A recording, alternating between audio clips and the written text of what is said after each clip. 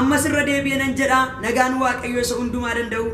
isin irratti haa ta'u mana keessan keessatti jireenya keessan keessatti lafa jirtan bakka hojii keessan irratti galgala kana nagaan waaqayyo isin irratti aafu nagaan waaqayyo isin irratti haa dhangala'u ayyaanni waaqayyo abbaa tokkummaan afur qulqulluu jaalalli waaqayyo isin irratti haa dhangala'u isin irratti aafu nagaa koo nagaa afuraan isinii dhiyeessa bakka jirtanitti biyya jirtanitti maqaa Yesuus Kiristoosiin nagaan kun isin haa qaqqabu sagalee waaqayyo galgala kana kan qabadhee dhiyaadheen macaafa Saamu'eel isa duraa boqonnaa 16 lakkoofsa 6 akkas jedha sagalee waaqayyo nan dubbisa Isee fi ilmaan isaa dhufanii yeroo wal galanitti Saamu'eel isaan keessa Eli'aabin ilaale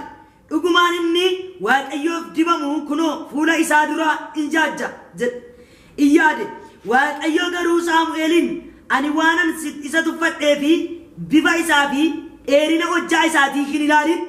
ani akka namni ilaalutti hin ilaalu namni fuula ilaala ani waaqayyo garuu garaan ilaala jedhe Isee isa booddeedhaan Abnaadaabin waame fuula Saamu'eel dura akka inni darbu hin godhe Saamu'eel immoo waaqayyo isa kanas hin fo'anne jedhe Isee amma immoo Shimaayin fuula isaa dura akka darbu hin godhe Saamu'eel immoo waaqayyo isa kana hin fo'anne jedhe akkasitti Isee ilmaan isaa keessaa torbanu fuula Saamu'eel dura akka darban hin godhe Saamu'eel garuu waaqayyo isaan kana hin fo'anne ittiin jedhe itti fubeesi ilmaan kee isumaanuma kana duwwaadha jedhe Isee gaafate innis deebisee fi inni qutusuun afeera inni immoo hoolota tiksa jedhe Saamu'eel immoo hamma inni dhufutti nu yoomaa gochuu waan hin dandeenyeefi nama itti ergiiti nuuf fichisiisi jedhe kanaaf inni nama itti ergee isa hin fichisiise inni diimaa nama ijni isaa miidhagu nama dhaabbi toleessaa ture waaqayyo yommuu Saamu'eelin inni kunoo isa kanatti kai dibi jedhe kana irratti Saamu'eel qodaa gaanfaa dhadhaa ejersaa qabu sana fuudhee Daawitiin obboloota isaa gidduutti hin dibe gaafasii jalqabee hafuurri waaqayyo humnaan Daawitiif hin dhufe Saamu'eel immoo Raamaatti hin deebi'e sagalee waaqayyo galgala kana waaqayyo akka nuuf firuuf hin dubban hin kadhanna yaa waaqayyo gooftaa galanni siif haa ta'u yaa waaqayyo gooftaa ulfinni siif haa ta'u sagalee kee kan dubbatu sagalee kee dhalootaaf kan hiru sagalee kee yaa gooftaa sammuu namootaatti akka qabatu kan godhu yaadaaf qalbii namaa kan mo'u hafuura kee duwwaa malee homtuu hin jiru galgala kana maqaa Yesuus Kiristoosin samaa irraa ulaa kee waaqarraa bantee balballi dibataa balballi sagalee balballi ulfinaa balballi dubbii kee maqaa Yesuus Kiristoosin dhaloota si dhaggeeffatu dhaloota si dhaga'u irratti maqaa Yesuus nama Naazreetiin kan baname haa ta'u maqaa Yesuusin kan baname haa ta'u biyya hundumaa kan jiru lafa hundumaa kan jiru waajjira keessa jiru keessaa kiskoo jiru keessaa kutaa jiru keessaa mana jiru keessaa lafa jiru keessaa biyya jiru keessaa araddaa jiru keessaa dhaloonni sagalee kee dhaga'u mootummaa kee akka qophaa'u dibata baatee turuu akka danda'u ayyaanni kee sagaleen kee dubbiin kee galgala kana maqaa Yesuus Kiristoosii waaqarraa banamee gara dhalootaa kan dhufe haa ta'u ergamaan seexanaa ergamaan dukkana macca hafuura hamoota lafarra kan munyuuqu garaa lafaa jala taa'ee kan hojjetu qilleensarra balali'ee kan hojjetu agootarra kan jiru galaana jajjabaarra kan jiru biyya fagoo dhiyoorra taa'ee kan hojjetu galgala kana maqaa Yesuusiin humni isaa kan cabe haa ta'u kan nama dogoggorsu kan yaa waaqayyo gooftaa ayyaana kee namatti hir'isu mul'ata keessaa kan nama baasu dibatarraa kan nama buusu ulfina kee keessaa kan nama baasu galgala kana maqaa Yesuusiin agoombifamu maqaa Yesuusiin irraa ejjetamu haleluuyaa harki kee samiirraa nutti gadabu harki kee samiirraa dhalootatti gada jedhu irreen abbummaa kee irreen gooftummaa kee inni aangoo seexanaa cabsu inni hojii seexanaa diigu inni gola seexanaa diigu inni siidaa seexanaa diigu maqaa Yesuus Kiristoosiin irreen kee jabinni kee waaqarraa mul'atu sifa bitamu biyyi kun sifa bitamu ardile torban sifa bitamu addunyaan kun sifa bitamu gurri sagalee kee dhaga'u qalbii sagalee kee dhaga'u sifa gugguufu maqaa Yesuusiin sagalee kee ergi sagalee isaa ergee samba boolla du'aa keessaa isaan baasee kan jedhu caafamee jira sagalee kee baratanii boolla du'aa keessaa baani sagalee kee baratanii dibata qabatanii turuu danda'ani sagalee kee dhaga'anii mootummaa kee qophaa'uu danda'ani lafa jiranitti yaa Waaqayyo sagalee kee akka isaanii ergitu sinkaradhaani garbittiin kee ulaa Waaqaa dhaloota irratti kan baname haa ta'u ani mucaan kee sinkaradhaa ulaan kee Waaqarraa haasaa qabu ayyaanni kee yaa Waaqayyo gooftaan nuuf baay'atu maqaa Yesuus Kiristoosiin ameen galanni Waaqayyoodhaaf haa ta'u kutaa kana keessatti waan lama argina wantoonni lama nu arginu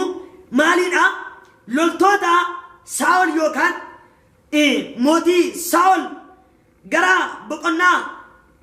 15 keessatti waa'ee Saa'ol argina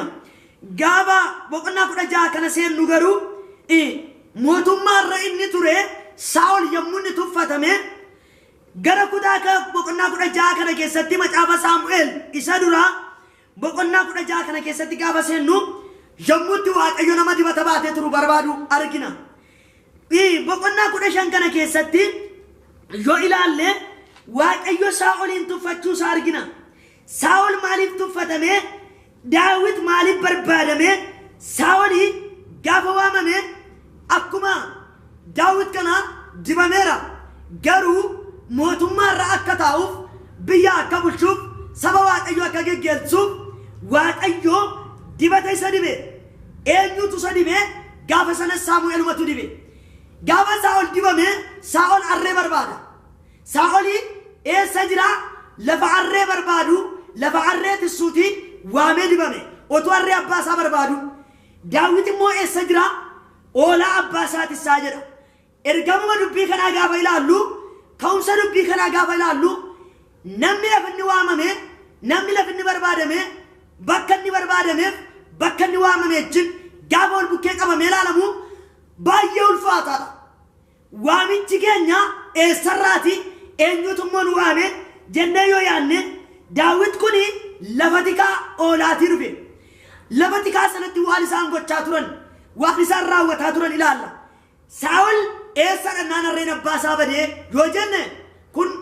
dhaloota hundumaatti namoota hundumaatti sammuu nama hundumaatti gaaffii kan ta'udha erga harreen badee harree barbaaduu ka'e Waaqayyo garuu Saa'olin barbaade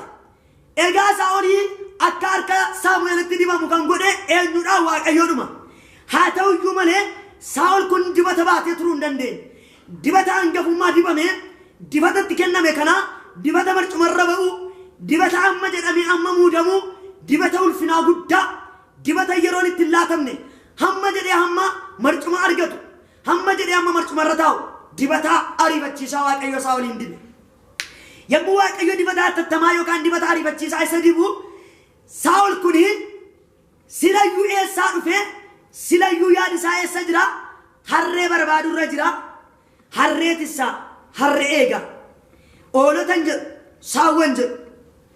egaa namni oolaa tissu kun immoo Daawit kun immoo caakkaa keessaa iddoo tikaa iddoo gaddeebii mucaa quxusuu nama ilaalcha keessa hin gallatu moggaa caakkaa keessa jira kutaa kana keessatti jarreen kana lamaa yoo ilaalle bakki waamamu isaanii Daawit oolaa biraa waamame Saa'ol harree biraa waamame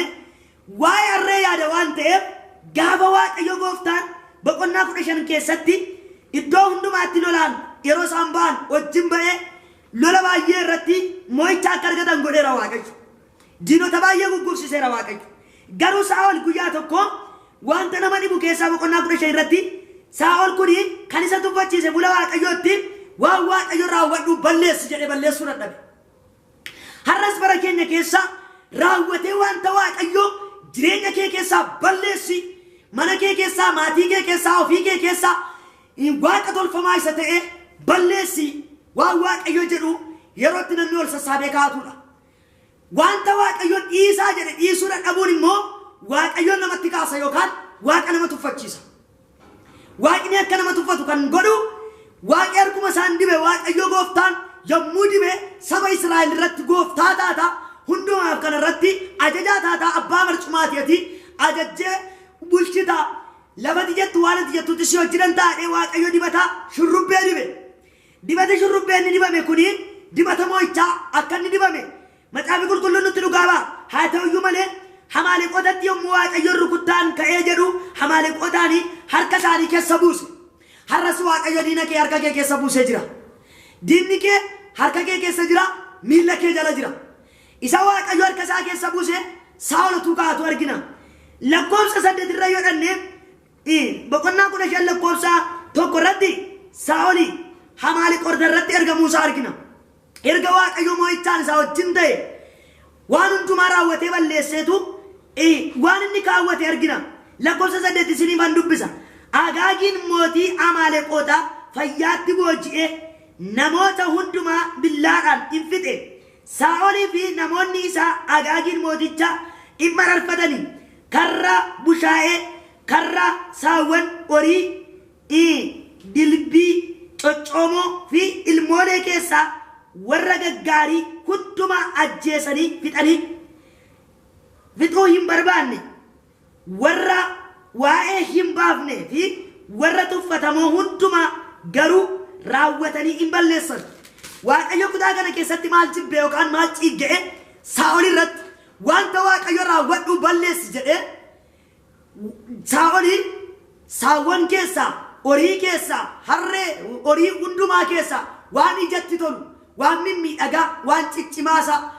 Agaagiin mootii isaanii Amaaleqoota hin fu'ate hin kaa'ateedha raawwatee kan baduun irra jiru yommuu Saa'ol fu'ate waaqayyo immoo Saa'olin tuffate har'a waaqayyo lola sirra jiru miti kan waaqayyo tuffatu lola sirra jiru waaqayyo durseeyyuu si tuffateera ati isa mo'ame sana mataarra kaa'achuu keetiin waaqayyo si tuffata akka waaqayyo si hin tuffanneef waan raawwatee waaqayyo balleessi jedhee balleessuu sirraa barbaada waaqayyo jireenya kee keessatti waaqayyo waaqa tolfamaa argeera taanaan waaqayyo isa tuffata waaqayyo isa tuffateetu siin dura tuffata kanaaf fuula waaqayyo irratti utuu hin tuffatamiin wanta waaqayyo jibbu wanta waaqayyo ciigga'u balleessi waaqayyo kan jedhe warra coccoomoo fu'ate isaan kana maaliif fiddennaan isaan kana aarsaa barbaachisuu goona jedhe waaqayyo jallina aarsaadhaaf hin barbaadu har'a karaa jallinaa horii argachuudhaaf waan baay'ee godhan otuu waaqi jiru waaqa tolfamaa ofirratti bita otuu waaqi jiru wanta hin barbaachifne bukkeedhaan waaqa gargaaruu yookaan waaqa utubuu barbaadu kiisii isaanii keessatti waa barbaadu kiisii keetiif mana keetiif kan barbaachisu ilma waaqayyoodha jireenya keetiif barakaan Yesuus Kiristoosidha nagaan Yesuus Kiristoosidha fayyinni jireenyi hundumtuu qabeenyi Yesuus Kiristoosidha namni Yesuus Kiristoosin amanate waan biraa hin barbaadu waan biraa bukkeetti hin shammatatu yookaan hin bitatu waaqa biraa bukkeetti bitatte of bukkee hin qaatin inni of ga'ee dhuge inni danda'a akkuma namni yommuu marcuma yaabbatee taa'u marcumi kun na baata jedhee itti of amaneerra taa'u namni waaqayyootti amanee waaqayyoo irratti of gata namni waaqayyootti amanee barru waaqaa irratti of gata harka waaqaa irratti of gata yoo beela'es yoo daares harka waaqaatti of kenna namni harka waaqaatti of gatu hin daaru hin beela'u daawit kuni bara dargaggummaa isaatti bara ijoollummaa isaatti bara nama guddaa ta'ee mootii biyyaa ta'ee bara lollitti hammaatee waraana ta'ee waraana fudhatee caakaa keessa turettis bara gidirfamuu keessatti otuu sabni koo beela'uu hin argine jedheetu waa'ee waaqayyoo dhugaa ba'a ani bara jiraadhe keessatti ijoollummaa kootti nama guddaatti umuriin dabarse hundumaa keessatti warri waaqayyoof abboomaman otuu agabuu bulanii etu qullaa deemanii ani hin argine namni waaqayyoof abboomamu namni waaqayyoof jiraatu hin salphatu hin qaana'u jedhee daawit ergaa isaa keessatti dabarsa haa ta'uyyuu malee Saa'ol egaa kan isa tuffachiise waan waaqayyo balleessi jedhee filatee kaa'ate waan waaqayyo iddoo gadhiisisi jedhee inni immoo iddootti kenne har'a waan waaqayyo iddootti hin kennin jedhutti kan iddoo laattu waaqayyo si tuffata egaa utuu waaqayyoon hin tuffatamiin dura ati mata dureen koo akkas jira waaqayyo nama dibata baatee turuu danda'u barbaadaa jedha kutaa ani amma dubbise macaafa qulqulluu keessatti macaafa Saamu'eel isa dura boqonnaa 16 lakkoofsa 6 kaasee isan jalqaba dubbise keessatti waaqayyo akka nama barbaada namni tokko yeroo aduu abadu baatirii yookaan ibsate waan bade sana barbaada waan isa barbaachisu ante argachuu barbaade hin barbaada jechuudha. Egaa Waaqayyo Gooftaan dibata Saa'olitti dhangalaase sanaaf gaabbeera. Saa'olin tuffateera. Nama dibata sana baatee ijaa baasu iddoo Saa'ol bu'ee marcuma qajeelchu yookaan marcumarra taa'u. Nama saba qajeelchu, nama saba tissu, nama ulee gaariidhaan yookaan mo'ichaan humna Waaqayyo agarsiisaa, ulfina Waaqayyo agarsiisaa, ulfina Waaqayyo mul'isaa, Waaqayyoof saba tole jechisiisaa, biyya Waaqayyoof tole jechisiisaa, dhaloota Waaqayyoof gugguufsisaa, nama marcumarra taa'u Waaqayyo barbaade. Nama barbaade kana keessaatii Waaqayyo argateera. Waaqayyootu nama argatiin iddoodhaa waa hin kaasu. Gaafa Saa'olin tuffate iji Waaqayyo Daawitiin eessatti argee yeroo isheen leencaa fi hamaaketaa wajjin wallaansoo ol qabdee liqimsituutti quba dhooftee oolaa abbaa isheetii afaan bineensaa yookaan afaan baawudaa keessaa baaftu arge. Har'a Waaqayyo mana abbaa kee keessatti, suuqa godoo keessatti, lafa jirtu, suuqa dibata baatu keessatti, suuqa dibata tursu keessatti, suuqa mo'icha argamsiisu keessatti Waaqayyo si arga. Waaqayyo si beeka. Dibata baattee suuqa kan jirtu, dibata baattee gola rakkinaa kee kan jirtu, dibata baattee subaa'ee galtee ayyaana Waaqayyoof raawwatuu qabdu, haalli si dhossee, barri si dhossee, yeroon si dhossee kan jirtu iji Waaqaa achitti si arga. Waaqayyo suuqa rakkinaati kee jirtu keetti si beeka. Garuu Waaqayyo guyyaa tokkoof si kaatee jira. Turi dibata baadhu, turi mul'ata baadhu, turi dibata baadhu. Waaqayyo mucaa kana yommuu isheen shaakala geggeessitu argeetu kun dibata koo baatti jedhe. Kun oolata kooti jedhe. Kun nama akka garaa kooti jedhe. Kun nama ofiif hin jiraanne jedhe. Kun nama haala mijataa ofiif hin barbaanne jedhe. Yeroo ola abbaa ishee tissitu Daawit kuni dhiira yommuu akkana jedhu. Daawit mucaa xinnoo waan ta'eef yeroo ola abbaa isaa tissituun Daawit kuni akka bor mootii ta'u, akka bor biyya bulchu, akka bor dibamu, akka bor argannoo cimaa Waaqayyo isaa argatu mucaan abjuu kanaa hin beeku hin qabu. Garuu mucaan jalqabumaa kaatee waan gaariitti guddatte. Mucaan kun abjuu gaarii qabdi. Mucaan kun yaada ishee keessa waan cimaatu jira. Yaada ishee keessa sodaan hin jiru. Yaada mucaa kanaa kan guutee jiru jannummaa yookaan gootummaa shaakala. Maaliif shaakala irra jira Daawit? Gara dibataatti yootuun dhufin Daawit kan inni shaakala irra jiru kan inni qeerramsaa wajjin yookaan amaaketa baa'udaa isa jedhu leencaa wajjin wallaansoo qabe kan inni afaan diinaa keessaa olaa abbaa isaa baasaa jiru kan inni shaakalaa jiru ijoollee abbaa isaatii ijoollee isee torbanuutu dirree waraanaa jira. Eessa? Saa'oliif lolatti ba'anii jiru. Maal immoo lolu yoo jettanii Filisxeem kan jedhaman lolatti beekamaa warra ta'an zarii warra Filisxeemotaa immoo eenyuyyuu lolee mo'achuu waan hin dandeenyeef Israa'eloonni Filisxeemota kana baay'ee sodaatan. Garuu Waaqayyo Gooftaan akka isaan hin sodaannetti dubbateera. Inni isaanii wajjin jiru Waaqa jabaadha. Isa achii gad dhufu Waaqa jabaa sodaataniitu, Waaqa jabaa sodaachuu dhiisaniitu lafarraati waanuma nama akka isaanii ta'e sodaatu. Haa ta'uyyuu malee Daawit yommuu garaa geessitu argiteetti. Yommuu garaa geessitu waan Israa'elotatti fokkoru yookaan waan Israa'elotatti roorrisu, roorroo mana Waaqayyo irra jiru, roorroo saba Waaqaa irra jiru, doorsifamuu jiru, ijoollee Waaqayyo irra yookaan biyya isaarra waan jiru arge, qomoo abbaa isaarra, lamii abbaa isaarra waan jiru arge, gaafa rakkinaaf miidhamu qomoo abbaa isaatirra yookaan saba Waaqayyo irra jiru argee galu Daawitiin aara garaa isaatti galaa geessitee galti garuu haa ta'uyyuu malee onneetu keessa ishee jira. Onneen keessa Daawit jiru kuni Daawitiin lola shaakalsiisa. Ta'uyyuu malee Daawitiin Waaqayyo isa argate. Waaqayyo guyyaa tokko gara Saamu'eel dhaqe. Yaa Saamu'eel jedhe ani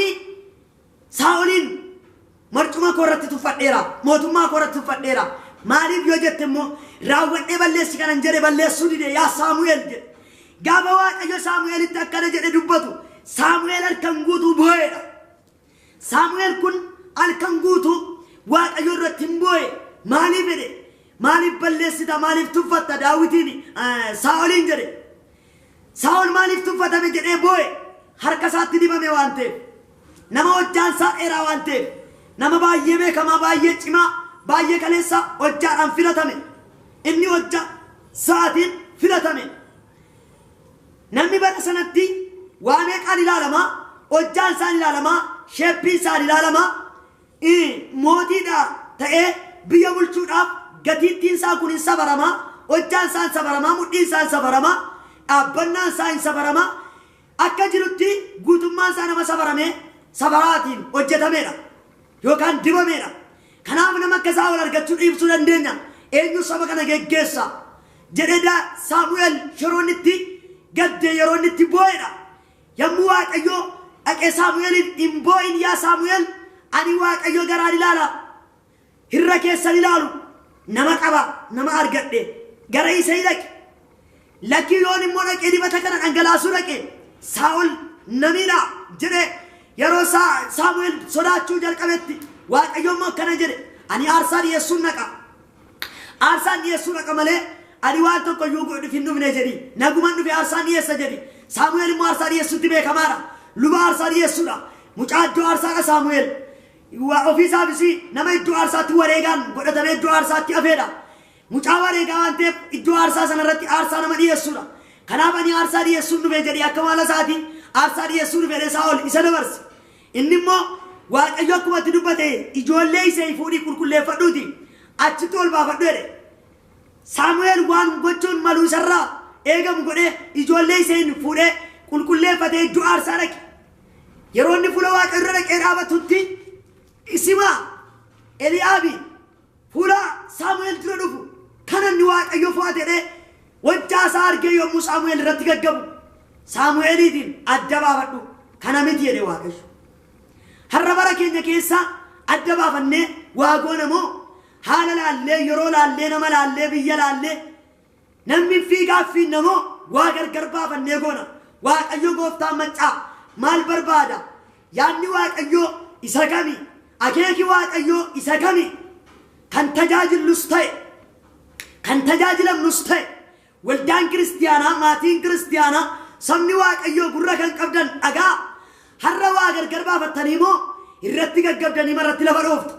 waan nuuf irratti kan gaggabe waan nuuf irratti harka gallaate waan nuuf irratti kan kube mootummaa Waaqaatti galuuf baay'ee rakkisaadha waan ta'eef waan irraa kufuu dandeessurraa akka hin kufnetti maalirraa kufuu dandeessa har'a akka Saa'ol marcumarraa kufe mootummaa Waaqarraa kufta nama dibata baatee turummaa Waaqayyo barbaada waan ta'eef egaa namni dibata baatee turuu danda'u immoo nama yaada Waaqayyoo keessa jiraatudha nama yaada Waaqaa tajaajiludha nama yaada Waaqaa eeguudha egaa Saamu'eel immoo Waaqayyoon hin dhagaa yeroo Waaqayyo dubbatu gara Waaqaa dhaggeeffata malee yaada mataa isaan jiraatu yeroo inni isa Waaqayyo jaallatetu isa kana jedhee Eli'aabiin dibuudhaaf ka'e dhaabadhu jedhe Waaqayyo ammas immoo kan biraa yommuu isee ilma isaa keessaa Abinaadaabiin fidee kanatu ta'a jedhe kanas hin fo'anne Waaqayyo jedhe egaa Saamu'eel amma naqa laman dogoggorre si'a jalqabaa yommuu dogoggoretti Eli'aabiin argee isuma dibuu barbaade si'a lammaffaa garuu mul'atatti deebi'ee Waaqa dhaggeeffachuu Waaqaatti walii galee haasa'u waan Waaqayyo jedhe irra dhaabate arrabi isaa arraba Waaqayyoo ta'ee iji isaa ija Waaqayyoo ta'ee gurri isaa gurra Waaqayyoo ta'ee afaan isaa afaan Waaqaa ta'ee dhaabate yoo Saamu'eel erga Waaqayyo dubbate hamma Waaqayyo fo'utti amma Waaqayyo isa kana jedhutti Saamu'eel hin taane Waaqayyoon foone Waaqayyoon barbaanne jedhe yeroo inni Shaamaayinis fidee fuula isaa irra dhaabe lakki Waaqayyo isa kana hin fo'anne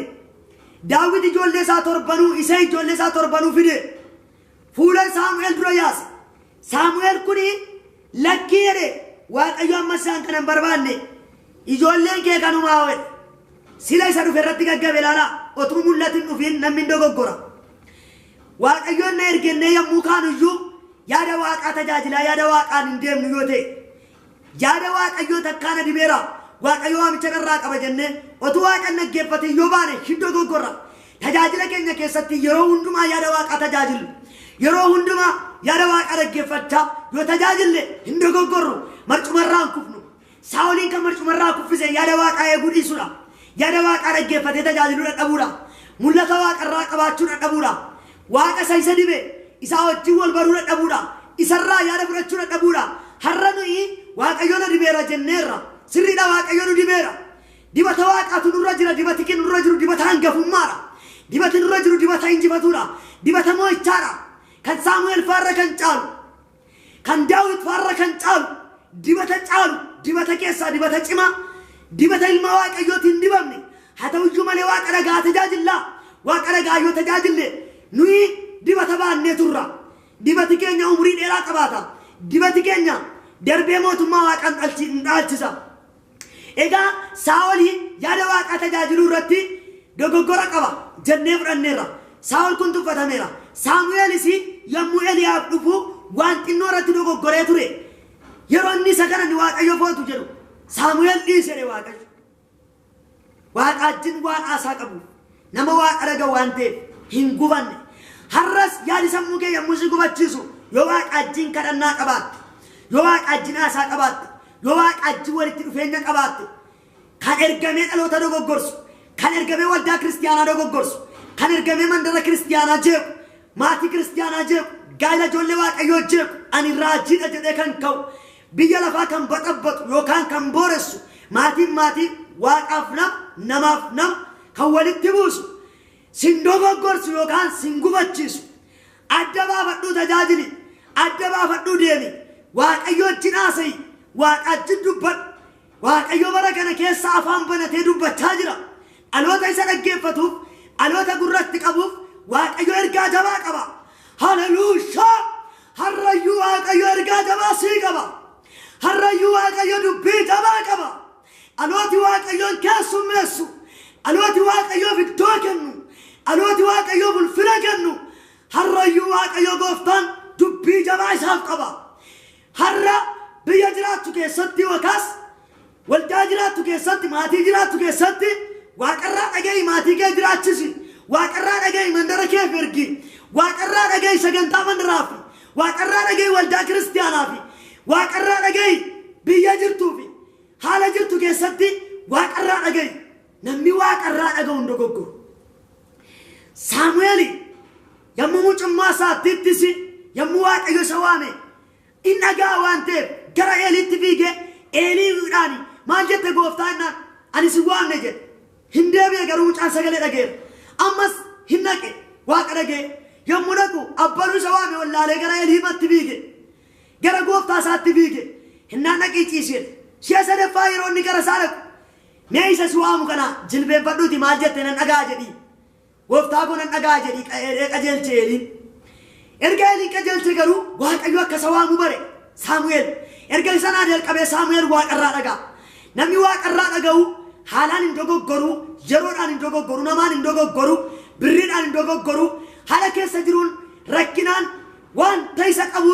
booddee isa deebisuu barbaadu hundumaan hin dogoggoru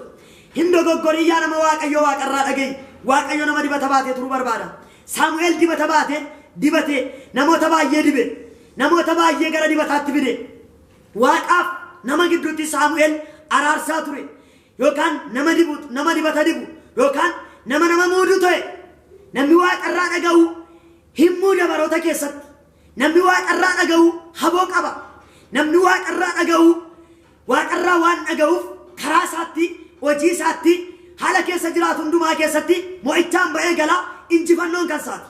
mo'ichi kan isaati abjuun isaan dhugooma abjuun isaan milkooma mul'ati isaa bakka ga'a kanaaf waaqarraa namni dhaga'u dibata baatee tura dibata baatee nama turuu waaqayyo barbaada waan ta'eef egaa ani immoo nama waaqarraa dhaga'utu